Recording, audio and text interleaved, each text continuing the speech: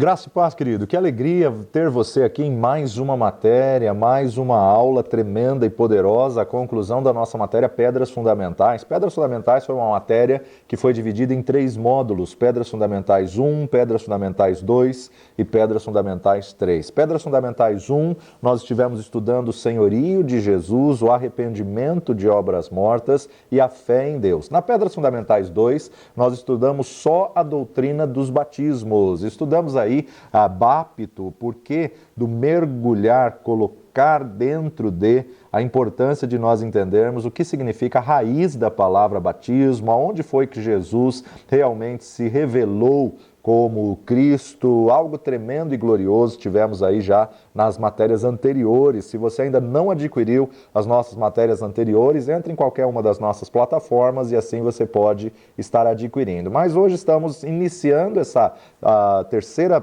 Pedras Fundamentais, em módulo 4, Pedras Fundamentais 3, nós estaremos estudando imposição de mãos, ressurreição dos mortos e juízo eterno, ao qual o escritor de Hebreus colocou isso como fundamento da palavra de Deus. E o texto que nós temos aí como base dessas 3 matérias é Hebreus capítulo 5, a partir do versículo 12, até Hebreus capítulo 6, verso 3, que nos diz assim: porque devendo já ser mestres pelo tempo, ainda necessitais de que se vos torne a ensinar quais sejam os primeiros rudimentos das palavras de Deus, e vos haveis feito tais que necessitais de leite e não de sólido mantimento. Porque qualquer que ainda se alimenta de leite não está experimentado na palavra da justiça, porque é menino.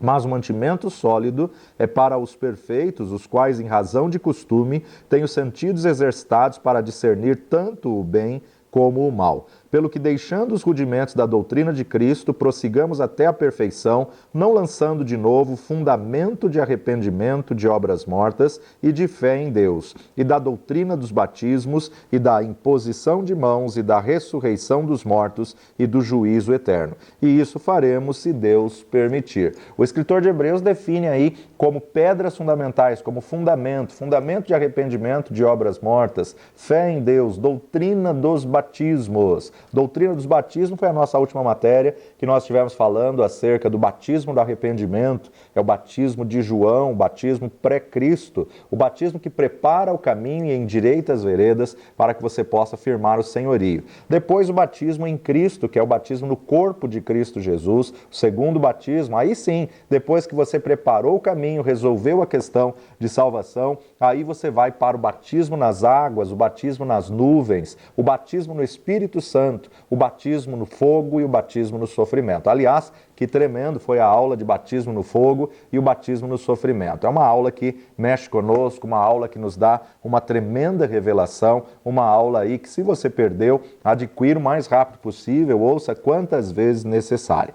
Nessa matéria, nós vamos estar firmando essas 3 últimas pedras para estabelecer o alicerce sobre esse fundamento, edificar a igreja do Senhor Jesus Cristo para crescimento, e vamos firmar algumas pedras aí que se fazem necessária, que desde o antigo escrita, aonde na verdade nós mostramos como fundamento da verdade, principalmente o momento que a igreja está vivendo hoje, ela precisa rever aí a questão de imposição de mãos, a questão de ressurreição de mortos e a questão de juízo eterno. Muita coisa tem sido dita acerca de ressurreição de mortos, e o próprio Jesus declarou: quando porém vier o Filho do Homem, porventura encontrará fé na terra? Muitas pessoas já desanimaram, muitas pessoas já abriram mão, muitas pessoas já desistiram de continuar perseverando, continuar firmados, porque na verdade estiveram aí aguardando, e muitos até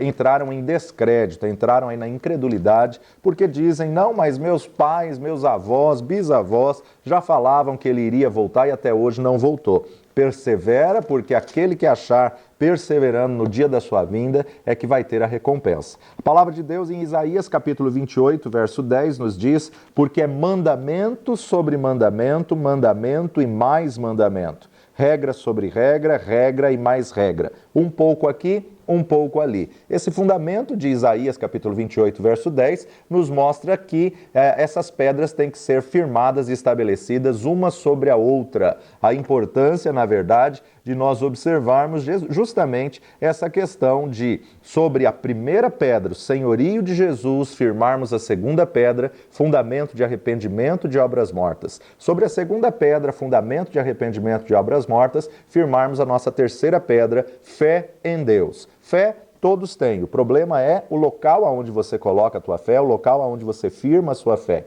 E debaixo dessa pedra, na verdade, você tem a rocha que é Cristo. Agora, sobre a pedra do fundamento, doutrina dos batismos. Doutrina dos batismos, que vimos aí esses 7 batismos. E sobre esses 7 batismos, agora, a nossa pedras 3, dividida também em 3 partes. Imposição de mãos, juízo eterno e ressurreição dos mortos. Imposição de mãos é uma técnica milenária, é uma técnica usada por muitas e muitas crenças e culturas, onde, na verdade, não é uma exclusividade do Evangelho, não é uma exclusividade do cristianismo. Nós vemos aí que muitas crenças místicas e religiosas usam a arte da imposição de mãos, como reiki, como passe, como fluidoterapia e tantas outras, porque a imposição de mãos vem justamente aí nos séculos, em milênios, e está presente em diversas culturas e também diversas religiões. A imposição de mãos, então, ela define algo muito interessante como transmite, porque a mão, ela é, na verdade, o membro do corpo que tanto transfere quanto recebe. Então, nós precisamos entender que quando o escritor de Hebreus estava colocando como fundamento a imposição de mãos, ele tinha, na verdade, alguma razão, algum propósito para poder estabelecer isso. Então, em primeiro lugar, o princípio da imposição de mãos, isso não é nada novo. Quem estabeleceu a imposição de mãos não foi Jesus. Jesus usou a imposição de mãos e na grande comissão ele atribuiu aí o direito de uso em seu nome da imposição de mãos. Em meu nome imporão as mãos sobre os enfermos. Nós vamos ler isso daí daqui a pouco. Então não foi criada a imposição de mãos no Novo Testamento, na Nova Aliança, nem muito menos foi criada pela igreja de agora, não foi descoberto agora. A imposição de mãos é um princípio que vem desde o Antigo Testamento e nós precisamos entender e estudar a raiz, a estrutura no Antigo Testamento para vermos também quais os propósitos e as razões específicas para se impor as mãos. Mesmo porque a própria palavra de Deus nos diz: a ninguém imponhas a mão precipitadamente. A ninguém imponhas a mão precipitadamente. Por quê? Nós temos que observar que a palavra de Deus no Antigo Testamento, ela nos traz aí algumas razões para impor as mãos. Já no Novo Testamento, nós podemos ver que a imposição de mãos pode ser feita para curar enfermos, para ministrar o Espírito Santo, para operar sinais e milagres, maravilhas, para abençoar ou até para consagrar e ordenar ministros. Então, a imposição de mãos, ela serve, ela tem um propósito específico do qual nós precisamos observar a verdade na palavra de Deus como fundamento. Você foi chamado para abençoar, você foi chamado para lançar a bênção, para transferir a bênção. Agora você tem que tomar muito cuidado com essa questão das linguagens, da forma como que o cristão muitas vezes cria um vício de linguagem, o qual eu chamo de evangeliquez, né? Então você tem que tomar cuidado com o evangeliquez, ou seja, os jargões evangélicos, e entender a essência. Muitas pessoas falam a paz do Senhor, mas nem sabem o que estão transferindo. Muitas pessoas estendem a mão no cumprimento e colocam a paz do Senhor, mas na verdade ele não tem a paz de Deus para poder transferir a paz de Deus. Então, isso nós vamos ver em abençoar, vamos ver em consagrar, vamos ver também a questão de enfermidade, na questão da cura, né? Então tem alguns propósitos e alguns textos bíblicos que vão definir bem claro acerca dessa pedra, a importância da imposição de mãos da maneira correta, da maneira bíblica, da maneira que Deus estabeleceu como princípio. A consagração, ela existe uma identificação. Você não pode sair procurando alguém para te consagrar se você não se identifica com aquele ministério, com aquela autoridade, tendo ela como cobertura espiritual. Porque a consagração é uma liberação daquilo que a pessoa tem em si, transferindo para o outro. O próprio Deus falou com Moisés: separa 70, impõe as mãos sobre ele, transfere aquilo que há em ti para esses 70, compartilha com esses 70. Então, na verdade, quem pode impor as mãos? Aquele que já tem a autoridade vai delegar essa autoridade sobre outra pessoa. Infelizmente, nós temos visto que muitas pessoas estão fazendo de qualquer jeito. muitas pessoas vulgarizaram alguns princípios de Deus, alguns fundamentos, alguns preceitos que foram estabelecidos por Deus. Nós delegamos autoridade, só que a responsabilidade não, a responsabilidade depende de cada pessoa. Eu delego autoridade, mas eu não tenho como, na verdade, colocar a responsabilidade dentro da pessoa. A responsabilidade é pessoal, na verdade, fundamento de cada um. Então, eu sou o responsável por aquilo que eu deleguei, mas a responsabilidade da pessoa em cumprir aquilo que ela recebeu, daquilo que foi delegado, é parte dela. Afinal de contas, como autoridade, eu dei autorização, eu deleguei uma autoridade. Então, a partir do momento que eu dei essa autorização, eu sou responsável por aquilo que eu autorizei a alguém. Então, quando a palavra de Deus vai nos dizer a ninguém imponhas as mãos precipitadamente, isso tem que ser feito muito com zelo, em oração, temor e tremor, e nós vamos observar isso nos textos bíblicos, que sempre que vai falar sobre consagração de ministros, tanto aquele que iria impor as mãos como aquele que iria receber a imposição de mãos, havia aí uma necessidade de santidade, de separação, de consagração, havia aí um propósito. E depois também nós vamos ver os perigos, então, de se impor as mãos da maneira errada. Quais são os perigos de se impor as mãos precipitadamente? Alguns cuidados que precisam ser tomados em relação à imposição de mãos, e isso que nós vamos estar estudando nessa próxima pedra do módulo 4, Pedras Fundamentais 3, aonde nós temos aí a imposição de mãos como fundamento estabelecido e descrito aí pelo escritor de Hebreus. Depois, então, da imposição de mãos, nós vamos chegar aí à ressurreição dos mortos,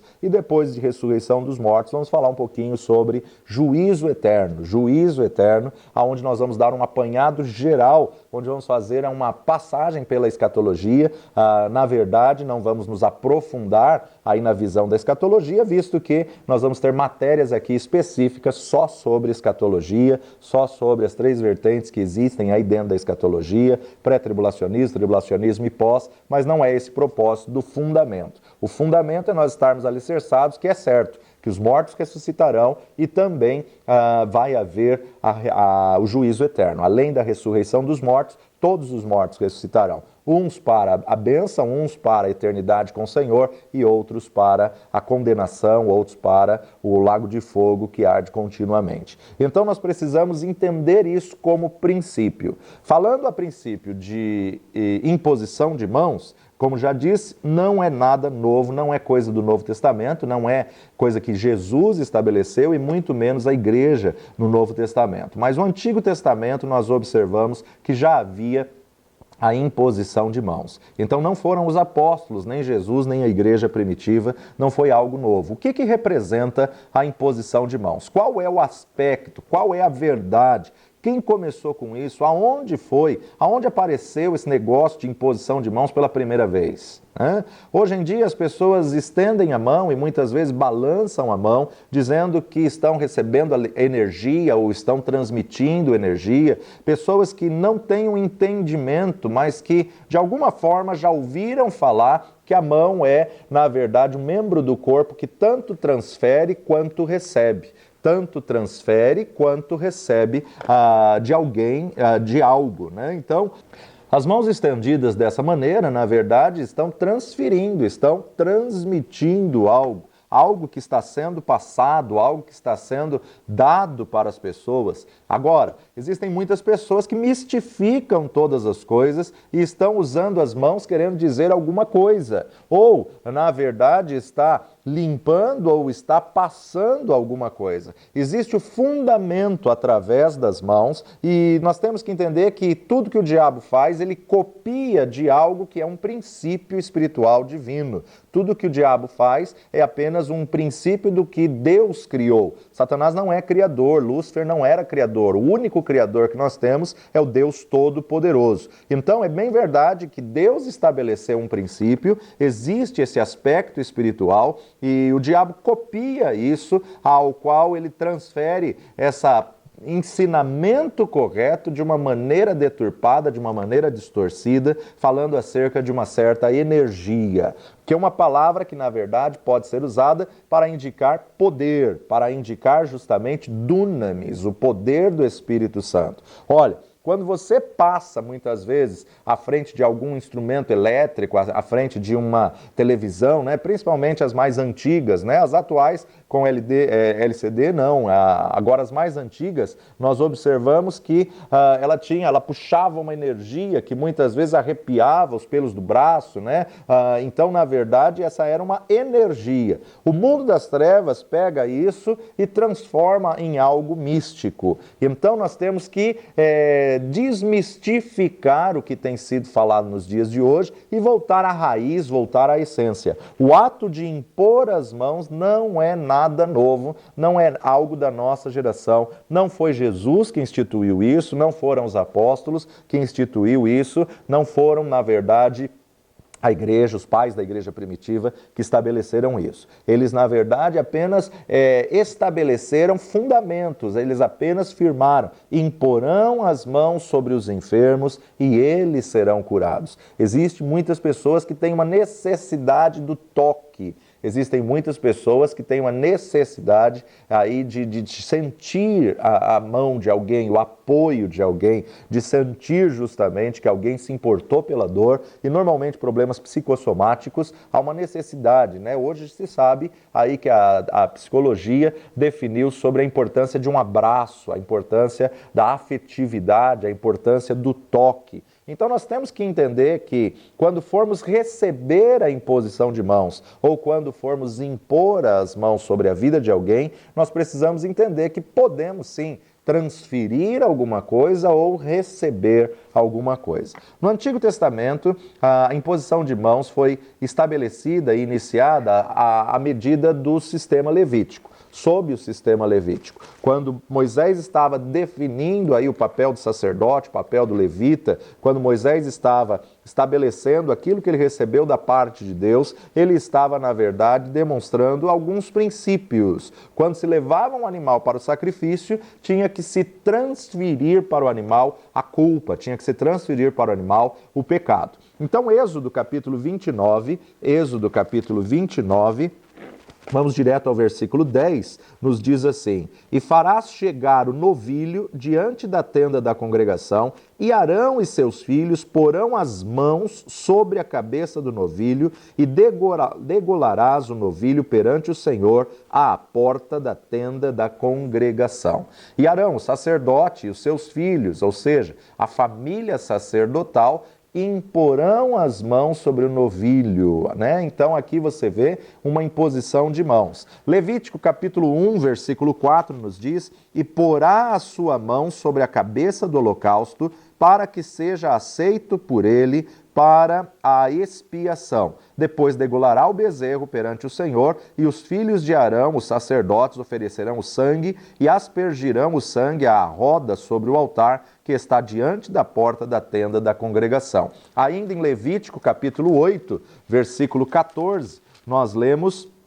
Então fez chegar o novilho da expiação do pecado, e Arão e seus filhos puseram as mãos sobre a cabeça do novilho da expiação do pecado. Levítico ainda, capítulo 16, versículo 21, nos diz: E Arão porá ambas as mãos sobre a cabeça do bode vivo, e sobre ele confessará todas as iniquidades dos filhos de Israel e todas as suas transgressões, segundo todos os seus pecados, e os porá sobre a cabeça do bode e enviá-lo-á ao deserto pela mão de um homem designado para isso. Então, no sistema levítico, nós observamos aí a importância da imposição de mãos. Quando a pessoa entrava no tabernáculo, ela entrava pela única porta do tabernáculo, que representa Jesus, e ao entrar pela única porta do tabernáculo, tinha o altar de sacrifício, tinha o altar do holocausto. Isso era no ambiente do átrio.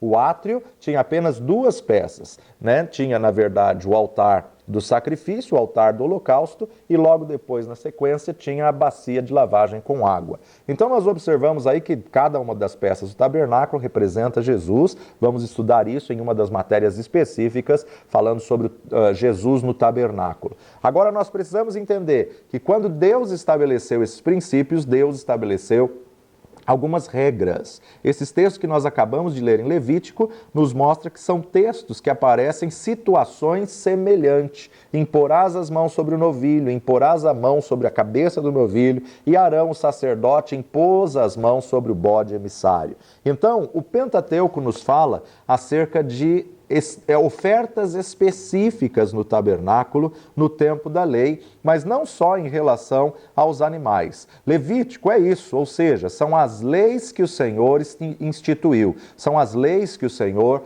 estabeleceu. Leis em que o sacrifício e as leis estavam vigorando naquela época, ou seja, dentro do sistema levítico havia algumas ordenanças do sistema de Deus e explica-se como se deveria ser feita a oferta pelo pecado. Quando a pessoa pecava dentro do sistema da lei, era necessário se fazer a expiação pelo pecado. Você sabe que já tinha acontecido a Páscoa, quando eles saíram do Egito, eles saíram apressadamente, e essa revelação do tabernáculo e do sistema levítico foi dada a Moisés já no deserto, quando já tinha o tabernáculo. Então nós precisamos observar que cada animal ali que era sacrificado era um substituto. Ele tinha que ser examinado, ele não podia ter contaminação alguma, ele tinha que ser perfeito, ele não podia ter defeitos, ele não podia ser cego, ele não podia ser manco, ou seja, quando a pessoa ia entregar uma oferta, a oferta tinha que ser pronta, preparada, ela tinha que ser perfeita para que pudesse haver a substituição de um sangue culpado. O homem que culpou entrega, o homem que pecou entrega uma oferta para poder cobrir aquele ato que ele fez, que ele errou o alvo, né? Pecado, amartia, errar o alvo. Então era necessário se entregar um animal em sacrifício para se fazer expiação pelo pecado, mas essa expiação tinha que ter uma transferência, e essa transferência era pela imposição de mãos. Quando chegava no altar do holocausto, tinha-se então 4 chifres em cada ponta do altar de holocausto, e ali então o pai de família, o patriarca, colocava a mão sobre um dos chifres e ele confessava os seus pecados, e Arão ou seus filhos ouvia aquela confissão e colocava a mão sobre o animal, transferindo ao animal, falando ao animal: olha, você vai morrer por causa que este homem te entregou em oferta de sacrifício, porque ele cometeu isso, e ele confessava, transferia as culpas para aquele animal imaculado. Por isso que Jesus veio na tipificação do Cordeiro, e por isso que João Batista declara: eis o Cordeiro de Deus que tira o pecado do mundo. Não apenas cobre como o sangue animal, mas o sangue de Jesus era perfeito, sem contaminação, sem a semente adâmica, sem a contaminação do pecado. Então ele sim pôde não só identificar, mas substituir e identificar, resolver a questão da dívida. E aí então João Batista tem essa tremenda revelação: eis o Cordeiro de Deus que tira o pecado do mundo. Ele tira, e aí na verdade não havia mais necessidade de sacrifício. O sacrifício animal, ele só cobria porque não se identificava a espécie humana, era outra espécie.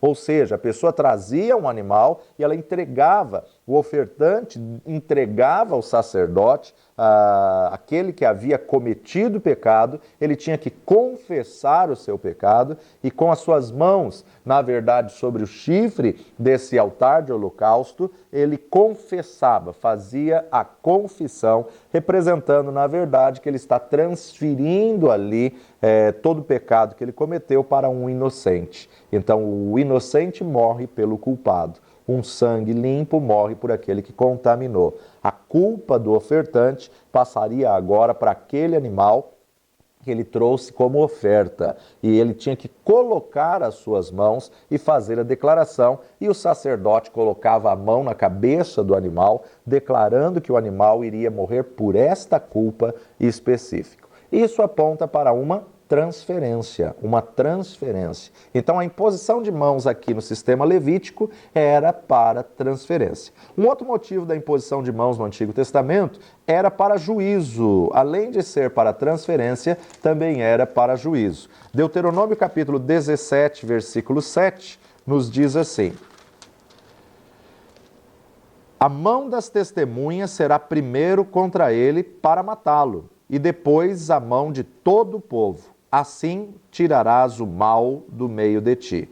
Castigo pela idolatria, a mão das testemunhas será primeiro contra ele para matá-lo. Um outro aspecto para que se impunha as mãos, ou era tido também como imposição de mãos, nós observamos que era lançar a pedra, era para juízo, era para transferir àquele que cometeu um pecado, uma abominação diante de Deus, aquele que quebrou um mandamento diante de Deus, era transferido para ele a culpa, a condenação, através do apedrejamento. E o ato de apedrejar, a pessoa pegava a pedra e lançava, na verdade, dizendo, transferindo a ele, seja sobre ti a tua condenação, seja sobre ti o teu pecado. Então, uma outra forma, um outro aspecto que se impunha às mãos, aqui no caso a pessoa tinha sido condenada por causa da idolatria, existia outros casos em que a pessoa era apedrejada, e muitos deles por questões de adultério, ou prostituição, ou roubo, ou mesmo a rebelião do filho, né? Quando o filho era rebelde para com o pai, o pai, a mãe, tinha que levar o filho para ser apedrejado publicamente. Muitas vezes olhamos isso hoje e achamos isso um absurdo, mas nós temos que entender que já vinha nessa cultura, nesse costume, nessa tradição, e na verdade isso detinha a rebelião. Isso, na verdade, antes de a pessoa se rebelar contra o pai e contra a mãe, ela pensava muito, porque ela sabia que haveria de ter um juízo. Então você está vendo aí imagens, né, de homens com pedras nas mãos, você está vendo aí o apedrejamento, que era, na verdade, também tido como uma imposição de mãos. O sacerdote, na verdade, ele tinha que liberar a ordem, e aquele que, no caso, se foi o pai que foi levar o filho por causa de rebelião, ele tinha que atirar a primeira pedra, e aí as testemunhas que estavam ali junto também atiravam a pedra, como que transferindo juízo para aquela pessoa que cometeu tal erro, tal abominação. Tanto é que nós temos que entender que Jesus, quando ele veio e exerceu seu ministério, ele estava ainda na dispensação da lei, ele estava ainda no tempo da lei. Há um ensinamento errado que muitas pessoas dizem: Antigo Testamento é lei, Novo Testamento é graça. Não, isso é um tremendo engano. Jesus, Mateus, Marcos, Lucas e João, os 4 evangelhos, Jesus viveu na dispensação da lei. A dispensação da graça só foi estabelecida quando o Espírito Santo de Deus foi derramado 50 dias depois da ressurreição, 50 dias depois da Páscoa do Senhor Jesus Cristo. Então, na verdade, nós observamos o quê? Quando trouxeram a mulher pega no ato do adultério, claro que eles estavam querendo pegar Jesus numa situação, porque no caso de adultério eram os dois que tinham que ser apedrejados, ninguém que adultera sozinho, e eles trouxeram só a mulher para ser apedrejada. E aí então eles questionam a Jesus dizendo: a lei nos manda apedrejar, e tu o que dizes? E Jesus ali se ajoelha na areia e começa a escrever na areia. Nenhum dos 4 evangelhos, nem algum escrito, vai afirmar o que Jesus escreveu. Particularmente, eu creio que Jesus começa a escrever na areia o pecado de cada um ali: mentiroso, sonegador de impostos, adúltero e tantos outros pecados, porque a fala dele, logo na sequência, ele diz: aquele que estiver sem pecado, atire a primeira pedra. E as pedras começaram a ser soltas ali, porque todos estavam contaminados, todos tinham pecados, todos, na verdade, cometiam erros. O único ali que não tinha erros era ele. Ele sim poderia atirar a primeira pedra, por isso que ele vira para a mulher, pega no ato do adultério e diz: eu também. Ou seja, esses que foram embora e largaram as suas pedras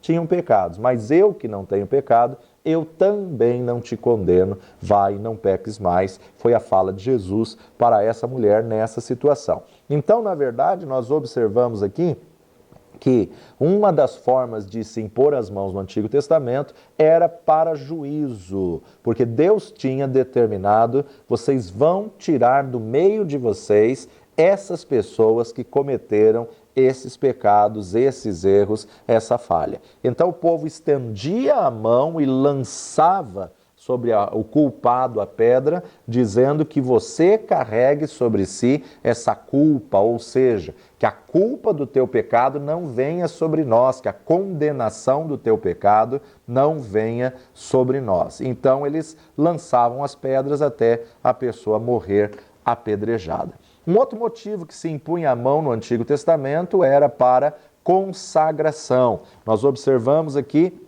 em Números capítulo 27, versículo 18, Josué é designado como sucessor de Moisés. Versos 18 a 20 nos diz assim: Então disse o Senhor a Moisés: Toma para ti a Josué, filho de Num, homem em quem há o Espírito, e põe a tua mão sobre ele, e apresenta-o perante Eleazar, o sacerdote, e perante toda a congregação, e dá-lhe mandamentos aos olhos deles, e põe sobre ele da tua glória, para que lhe obedeça toda a congregação dos filhos de Israel.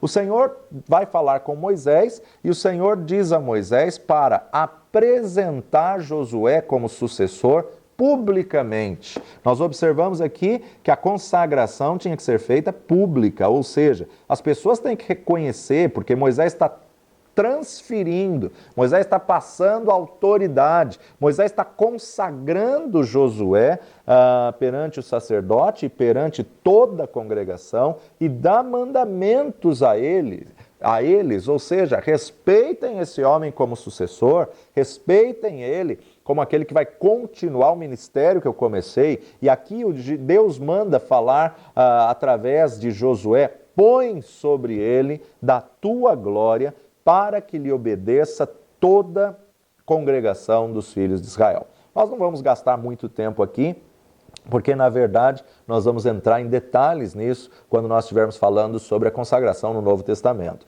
Mas aqui é apenas um aspecto do Antigo Testamento, mais um dos motivos para se impor as mãos no Antigo Testamento, e para que você veja que imposição de mãos não é nada novo. Primeiro Deus fala o nome e depois Deus dá, em cima desse nome, ordens, e que isso deveria ser feito diante da congregação. Então toma cuidado com esse tipo de consagração que está acontecendo hoje, que muitas vezes consagra a pessoa no oculto, consagra a pessoa no monte, consagra a pessoa às escondidas, e a pessoa sai, vai fazer uma visita em outra igreja e já volta pastor, já volta evangelista, já volta profeta. Esse tipo de consagração não é uma consagração bíblica, porque para haver uma consagração, para haver um reconhecimento, tem que ser diante de um povo, tem que ser publicamente. Davi foi ungido 3 vezes, e as 3 vezes foram públicas. A primeira foi diante de todos os seus irmãos e seus pais. Então, na verdade, aqui nós vemos um detalhe que Deus explica a Moisés: tira de si a sua glória e transfere. Ou seja, tudo isso nós vamos ver quando estivermos falando sobre a consagração no Novo Testamento. Por agora, nós vamos só entender uma das formas de se impor as mãos no Antigo Testamento. Moisés já estava avançado em idade, chegando aos 120 anos, chegando perto da sua morte, e ele tinha preparado um sucessor. Vale dizer aqui que um ministério de sucesso não é aquele que faz todas as coisas, mas aquele que instrui alguém a continuar o seu chamado, instrui um sucessor, levanta um sucessor ou mentoreia um sucessor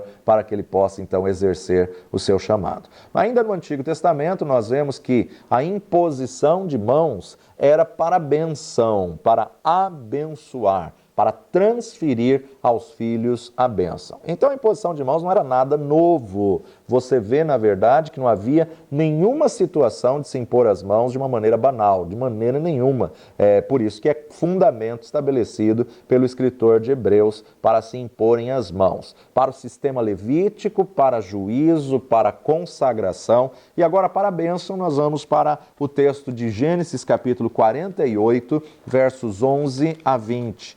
Gênesis 48, de 11 a 20, aonde Jacó, o patriarca, vai abençoar José e vai abençoar os filhos de José, 48, 11 a 20. Jacó abençoa José e os seus filhos. Israel disse a José: eu não cuidara ver o teu rosto, e eis que Deus me fez ver a tua semente também. Então José os tirou de seus joelhos e inclinou-se à terra diante da sua face, e tomou José a ambos, a Efraim na sua mão direita, à esquerda de Israel, e a Manassés na sua mão esquerda, à direita de Israel, e fê-los chegar a ele. Mas Israel estendeu a sua mão direita e a pôs sobre a cabeça de Efraim, ainda que era o menor, e a sua esquerda sobre a cabeça de Manassés, dirigindo as suas mãos avisadamente, ainda que Manassés era o primogênito. E abençoou a José e disse: o Deus em cuja presença andaram os meus pais, Abraão e Isaque, o Deus que me sustentou desde o que eu nasci até este dia, o anjo que me livrou de todo o mal, abençoe esses rapazes e seja chamado neles o meu nome e o nome de meus pais, Abraão e Isaque. E multipliquem-se como peixes em multidão no meio da terra. Vendo, pois, José que seu pai punha a sua mão direita sobre a cabeça de Efraim, foi mal aos seus olhos e tomou a mão de seu pai para a transpor de sobre a cabeça de Efraim à cabeça de Manassés. E José disse a seu pai: não assim, meu pai, porque este é o primogênito. Põe a tua mão direita sobre a sua cabeça. Mas o seu pai o recusou e disse: eu o sei, filho meu, eu o sei, também ele será um povo e também ele será grande. Contudo, seu irmão menor será maior do que ele, e a sua semente será uma multidão de nações. Assim os abençoou naquele dia, dizendo: em ti Israel abençoará, dizendo: Deus te ponha como a Efraim e como a Manassés, e pôs a Efraim diante de Manassés. Nós observamos aqui a narrativa da bênção de Jacó sobre os netos, e a questão da imposição de mãos era tão sério, que a mão direita é que tinha que ficar sobre a cabeça do primogênito e a mão esquerda sobre o filho caçula. Mas a hora que Jacó vai abençoar os seus netos, ele cruza as mãos e ele coloca a mão direita sobre o menor e a mão esquerda sobre o maior. E aí então o pai olha para aquela situação e se incomoda e diz: não, meu pai, não é assim, esse é o primogênito. E Jacó diz: não, eu sei o que estou fazendo, ele também vai ser um povo, mas o menor será maior do que o primogênito. Então, a partir dessa aula, você tem que entender a importância da imposição de mãos e a forma de fazê-la corretamente. Você não vai apenas dizer: olha, Deus te abençoe, ou paz do Senhor, de qualquer maneira. Quando você estende a mão e está cumprimentando alguém, você está ministrando sobre essa pessoa. Você está transferindo aquilo que você tem para aquela pessoa. Que o Deus que me abençoou te abençoe, que a paz que eu tenho do Senhor seja sobre ti, que você receba a paz do Senhor. Nós vemos aqui Jacó abençoando seus filhos, abençoando seus netos, impetrando a bênção. No inglês seria impartation, impartindo de si na outra pessoa, colocando um pouco de si na outra pessoa. Não só na questão do pai, não só na questão hereditária, mas também na questão de Moisés querer transferir a bênção para 70 pessoas, querer levantar ajudadores, querer levantar pessoas ministeriais. Ele transferiu a bênção, ele impôs as mãos. Agora aqui José vai falar para o pai: pai, está errado, o Senhor errou, trocou o primogênito é esse aqui. E Efraim, na verdade, ficou à esquerda de Jacó e Manassés ficou à direita de Jacó. Efraim era o mais novo e Manassés era o mais velho. E o primogênito, na verdade, em toda a cultura hebreia, ele tinha alguns privilégios, né? Se o pai tem 2 filhos, se divide a herança em 3 e o primogênito recebia 2 partes. O primogênito recebia a porção dobrada, por quê? Porque ele tinha a responsabilidade e obrigação de cuidar do pai até os últimos dias da vida. Então, na verdade, ele recebia o privilégio da bênção dobrada. Hoje nós não fazemos, na nossa cultura não fazemos acepção aí de primogênito, caçula, não fazemos diferença de filhos, mas a questão é que a bênção da primogenitura era algo que se zelava muito. Tanto é que Esaú, ele desprezou a bênção da primogenitura. Muitas pessoas olham apenas para a situação de que Jacó roubou a bênção. Não, na verdade ele comprou a bênção e comprou barato,